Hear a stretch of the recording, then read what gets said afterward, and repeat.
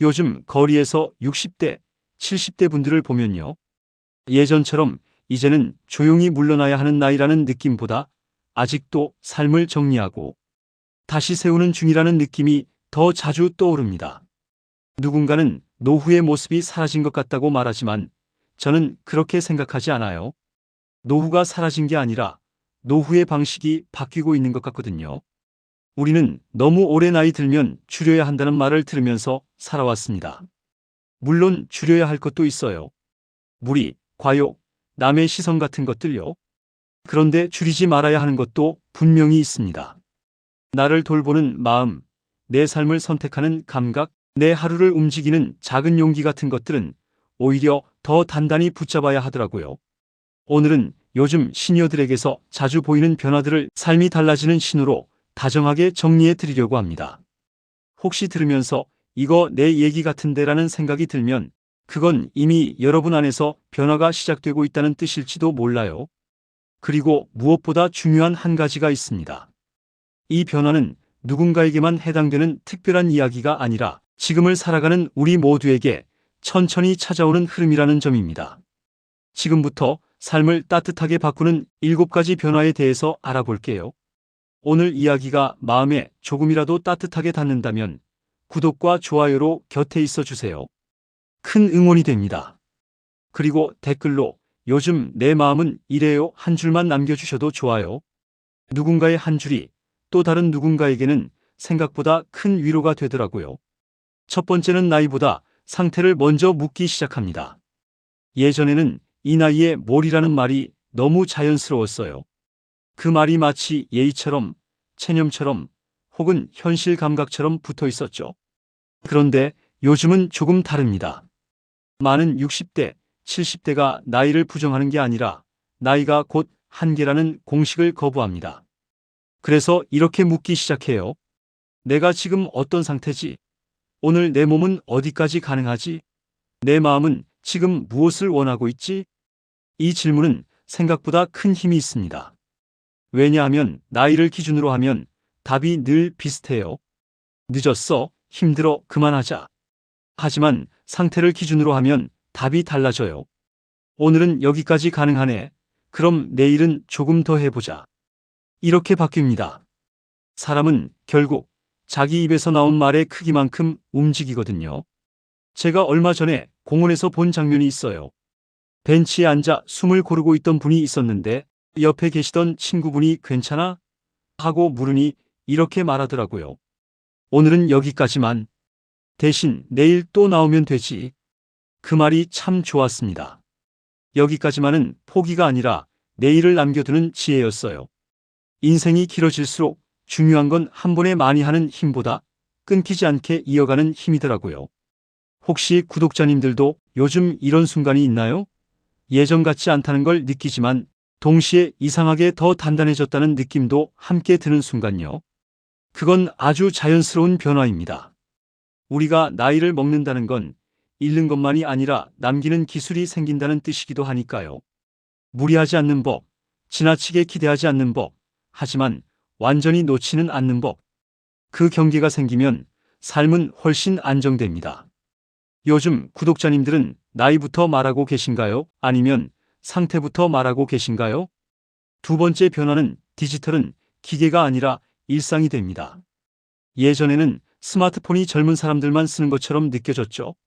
잘못 누르면 큰일 나는 것 같고 복잡하고 무섭고요. 그런데 지금은 확실히 달라졌습니다. 많은 시니어들에게 스마트폰은 전화기가 아니라 생활의 리모컨이 됐어요. 은행 업무, 병원 예약, 길 찾기, 대중교통 시간, 사진 공유, 영상 통화, 관심사 검색까지 스마트폰 안에 생활이 들어 있습니다. 여기서 중요한 건 완벽하게 잘하는 것이 아닙니다.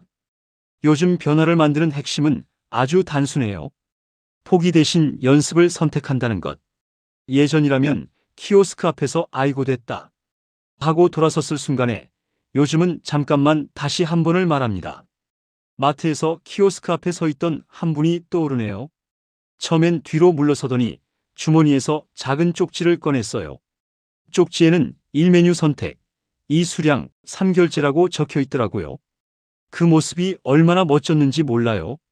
기계를 이겨내는 모습이라기보다 내 삶을 내가 계속 운영하겠다는 마음이 보였거든요. 완벽하지 않아도 자기만의 방식으로 길을 만드는 사람은 결국 앞으로 가게 됩니다. 그리고 디지털이 가져오는 변화는 편리함만이 아니에요. 마음의 풍경도 달라집니다. 집 안에 있어도 세상과 연결되니까요. 손주 영상 하나만 봐도 웃음이 나고 관심 있는 주제 영상을 보다 보면 나 같은 사람이 많네 하는 위로도 생깁니다. 그래서 혼자 있는 시간이 꼭 고립은 아니게 됩니다. 혼자 있는 시간이 쓸쓸함이 아니라 내가 선택한 시간이 되는 순간이 오기도 해요. 혹시 아직 스마트폰이 어렵게 느껴지신다면요. 괜찮습니다. 정말 괜찮아요. 중요한 건 속도가 아니라 방향입니다. 오늘은 딱 하나만 해보는 거예요. 사진 한 장 보내기, 지도 앱 켜보기, 병원 예약 화면까지 들어가 보기. 성공하면 좋고 실패해도 괜찮습니다. 실패했다가 아니라 연습했다라고 말해주세요. 그 말 하나가 마음을 다치지 않게 지켜줍니다. 구독자님들도 한 번만 더 해보자라는 문장이 아직 남아있나요? 세 번째 변화는 가족을 사랑하되 나를 뒤로 미루지 않습니다. 예전에는 가족이 전부였죠.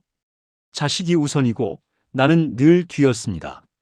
나중에 내가 쓰지 뭐, 자식 먼저 해주자 같은 말이 습관처럼 붙어 있었어요. 그런데 요즘은 조금 달라졌습니다. 많은 60, 70대가 이렇게 말합니다. 자식의 인생은 자식의 인생이고 내 인생은 내 인생이다. 이 말은 차가워진 게 아니에요. 오히려 사랑이 성숙해진 겁니다. 오래 사랑하려면 관계에는 숨 쉴 공간이 필요하거든요. 너무 가까우면 지치고 너무 멀면 불안해집니다. 그래서 적당한 거리를 두고 서로를 더 편안하게 응원할 수 있게 되는 것. 저는 이게 참 건강한 변화라고 생각해요. 어떤 분은 이런 이야기를 하셨어요. 예전엔 주말마다 자식 집에 가서 반찬 해주고 오면 돌아오는 길에 마음이 텅 비더래요. 그런데 요즘은 한 달에 한 번만 가고 대신 평일에 자기가 좋아하는 강좌를 다닌대요. 근데 오히려 자식이 더 편해하더라고요. 관계를 끄는 게 아니라 관계가 오래 가도록 방식을 바꾼 거죠. 여기서 중요한 포인트가 있어요. 나를 챙기는 건 이기적인 게 아닙니다. 내가 지치면 사랑도 지치고 관계도 지칩니다. 반대로 내가 회복되면 같은 말도 더 부드럽게 나와요. 같은 상황에서도 마음이 덜 흔들립니다. 그래서 나를 챙기는 것은 결국 주변을 더 잘 챙길 수 있게 만드는 길이기도 해요. 혹시 요즘 혼자 있는 시간이 조금 편해지셨나요? 혼자 카페에 앉아 있어도 죄책감이 덜하고 혼자 걷는 시간이 회복이 되는 순간이 있다면요. 그건 아주 좋은 신호입니다. 여러분은 지금 가족을 버리는 게 아니라 가족 속에서 나를 되살리는 중일 수 있어요. 가족을 위해 살았던 당신, 이제는 하루의 일부를 나를 위해 조심스럽게 떼어줄 수 있을까요? 네 번째 변화는 은퇴는 끝이 아니라 생활의 재배치가 됩니다. 예전에는 은퇴가 이제 역할이 끝났다는 느낌으로 다가왔습니다. 아침에 일어날 이유가 줄어들고 하루가 길어지면서 오히려 마음이 더 가라앉기도 했죠. 그런데 요즘은 은퇴를 종류가 아니라 재배치로 이해하는 분들이 많습니다. 이제 내 시간을 다시 배열할 수 있게 됐다. 내 리듬을 새로 만들 수 있다. 이렇게요. 시니어분들이 일을 이어가는 이유가 꼭 돈 때문만은 아닙니다. 물론 경제도 중요하지만 그보다 더 큰 이유는 오늘 내가 할 일이 있다는 감각이에요. 내가 아직 누군가에게 도움이 된다는 감각? 이 감각은 사람을 살아있게 합니다.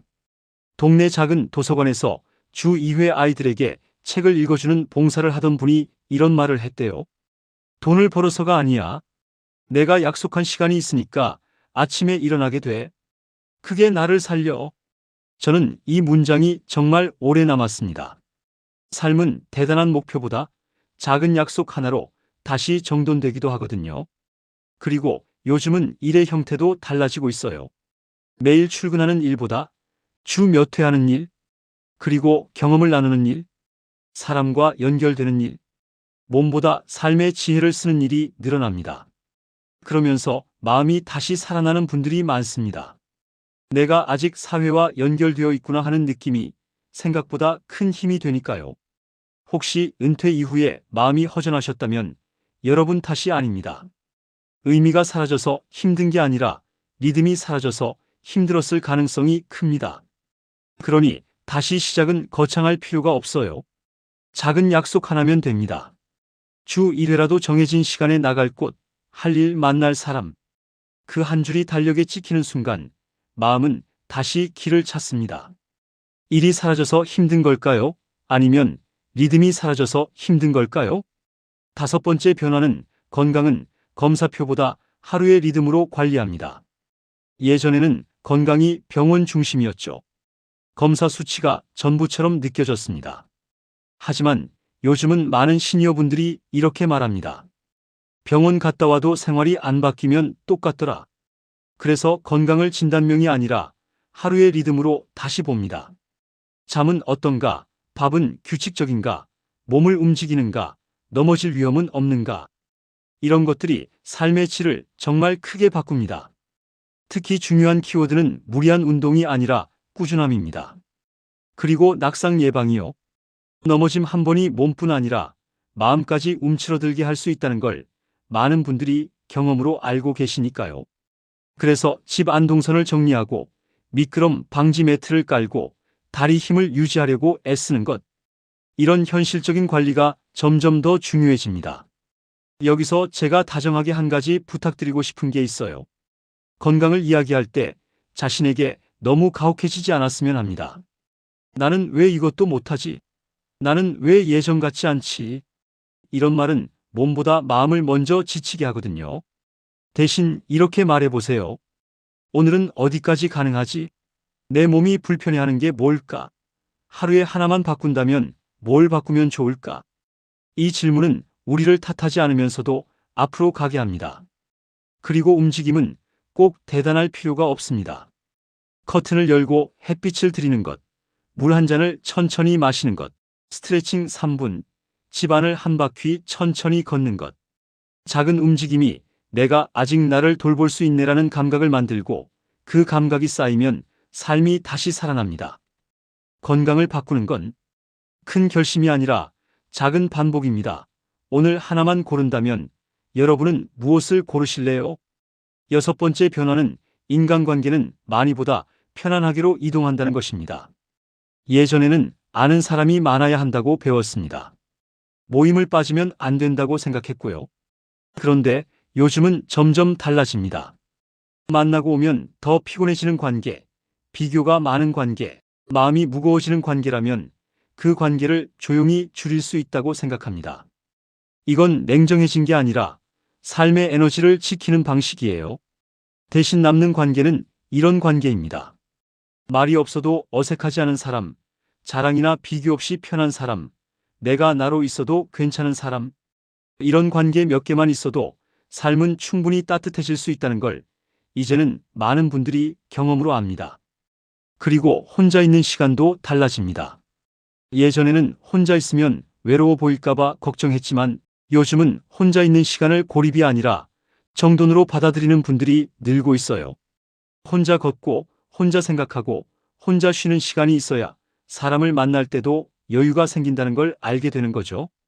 혹시 요즘 사람을 만나고 나서 마음이 더 평온해지는 순간이 있다면 여러분은 이미 관계를 의무에서 선택으로 옮기고 있는 중일지도 몰라요.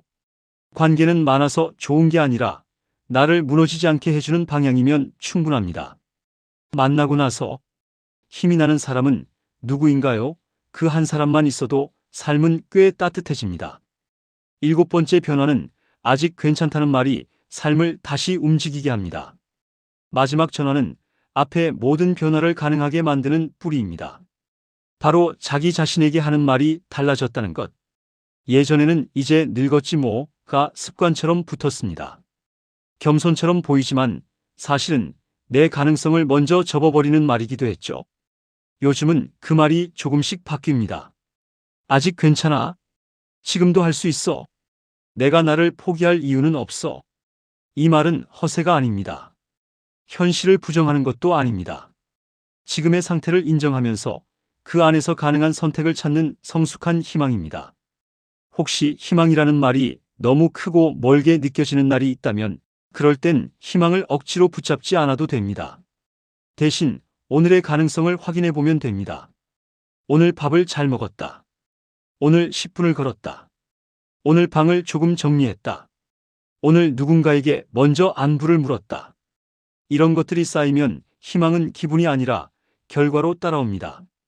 그리고 제가 한 가지 더 말씀드리고 싶은 건요. 여러분은 이미 할 수 있는 사람이라는 사실입니다. 왜냐하면 여기까지 살아오셨잖아요. 삶을 버텨낸 시간, 관계를 지켜낸 시간, 넘어져도 다시 일어난 시간. 그 모든 시간이 이미 여러분 안에 능력으로 남아 있습니다. 그러니 지금 필요한 건 새로운 능력이 아니라 내 안에 있는 능력을 다시 믿어주는 말일지도 몰라요. 한 문장 오늘 밤 스스로에게 한 번만 말해보세요. 나 아직 괜찮다. 그 한 문장이 내일의 방향을 바꿉니다.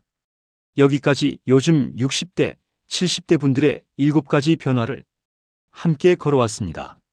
나이보다 상태를 먼저 묻는 마음, 디지털을 생활로 받아들이는 습관, 가족 속에서 나를 회복하는 선택, 은퇴 이후 삶을 재배치하는 관점, 건강을 하루의 리듬으로 관리하는 방식, 관계를 편안함 중심으로 정리하는 지혜, 그리고 아직 괜찮다는 말로 자신을 다시 움직이게 하는 힘.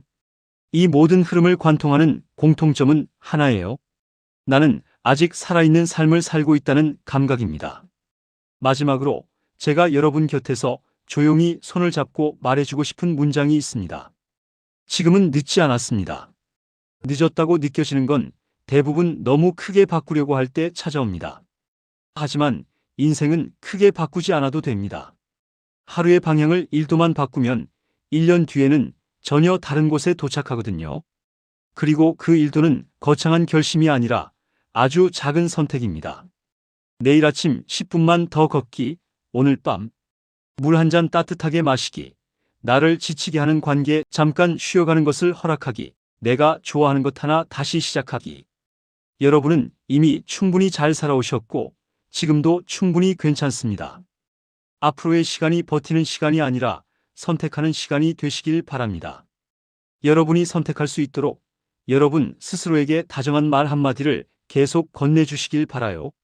오늘 영상이 마음에 따뜻하게 닿으셨다면 구독과 좋아요 부탁드립니다. 그리고 댓글에 요즘 내가 느끼는 변화를 한 줄만 남겨주세요. 여러분의 이야기가 누군가에게는 정말 큰 용기가 됩니다. 여기는 마음의 온도 36이었습니다. 고맙습니다.